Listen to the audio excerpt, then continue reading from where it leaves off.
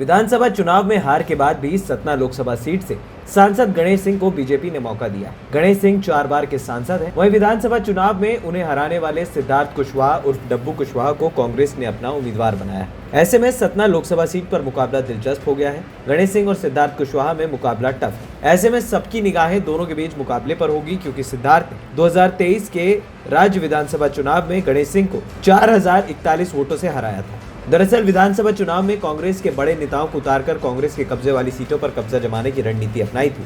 कई जगहों पर यह सफल रही, लेकिन सतना में काम नहीं आई। बीजेपी सांसद गणेश सिंह सतना विधानसभा सीट से सिद्धार्थ कुशवाहा को हराने में असफल रहे। गणेश सिंह ने साल 2004 में पूर्व मंत्री राजेंद्र सिंह को 90,000 से अधिक वोटों से हराकर पहली बार सतना से लोकसभा चुनाव जीता था। लेकिन 2009 के लोकसभा चुनाव में सिद्धार्थ कुशवाहा के पिता सुखलाल कुशवाहा ने गणेश सिंह को कड़ी टक्कर दी थी। सुखलाल कुशवाहा बीएसपी के उम्मीदवार थे। वो 4000 वोटों से चुनाव हारे। कांग्रेस के राजाराम त्रिपाठी तीसरे स्थान पर रहे थे।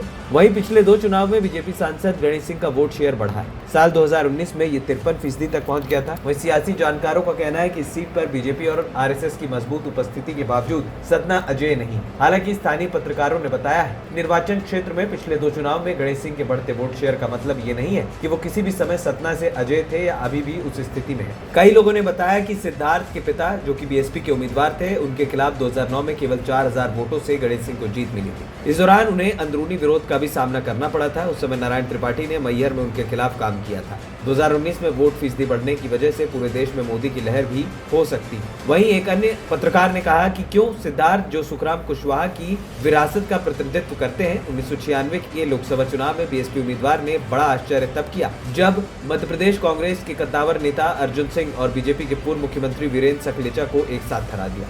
विंध्य की राजनीति को समझने वाले कई लोगों का कहना है कि सतना में मुकाबला कठिन होगा। सिद्धार्थ कुशवाहा गणेश सिंह को कड़ी टक्कर दे सकते हैं। जैसा कि कई लोग जानते हैं कि सिद्धार्थ ने हाल ही में गणेश सिंह को हराकर सतना सीट जीती है और 2023 के विधानसभा चुनाव में चुनाव परिणाम को प्रभावित करने वाले कारक भी अभी मौजूद। सतना निर्वाचन क्षेत्र में अभी जो जातीय संरचना है, वो निर्वाचन क्षेत्र के मतदाताओं के बीच बीजेपी आरएसएस की मजबूत जड़ों के बावजूद गणेश सिंह के खिलाफ जा सकती है। कई लोगों का कहना है कि विंध्य क्षेत्र में जाति एक महत्वपूर्ण भूमिका निभाती है और जब तक लोग अन्य कारकों के बावजूद मोदी को भारी वोट नहीं देते, गणेश सिंह के लिए कठिन होगा, क्योंकि उच्च जातियां, जिनमें ब्राह्मण, ठाकुर और वैश्य शामिल हैं, जो कि सतना के मतदाताओं का लगभग आधा हिस्सा है, बड़े पैमाने पर गणेश सिंह के खिलाफ हो गए। वहीं ओबीसी वोटर भी बड़ी संख्या में है। ये आपस में बटेंगे। अब इस इलाके में गणेश सिंह को किस तरीके से जीत मिलती है, ये देखने वाली बात है। हालांकि बहुत कुछ बसपा उम्मीदवार पर भी निर्भर हो सकता है, जिसने 1990 के दशक से इस सीट पर हमेशा महत्वपूर्ण भूमिका निभाई है। हाल ही में इसका वोट शेयर घटा है, 13-14% से घटकर 7-8% पर आ गया है। अगर ये मजबूत हुआ तो दोनों प्रत्याशियों का खेल बिगड़ सकता है। विंध्य दस्तक की रिपोर्ट।